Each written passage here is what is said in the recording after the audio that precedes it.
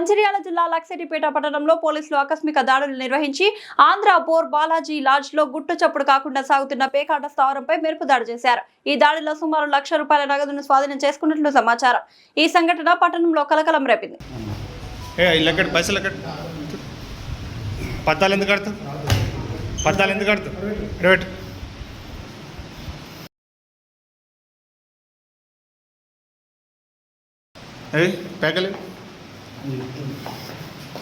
ఏం పేరు నీ పేరు?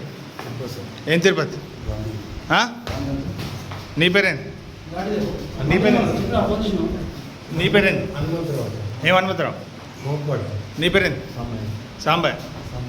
ఏం సాంబా? నీ పేరేంది?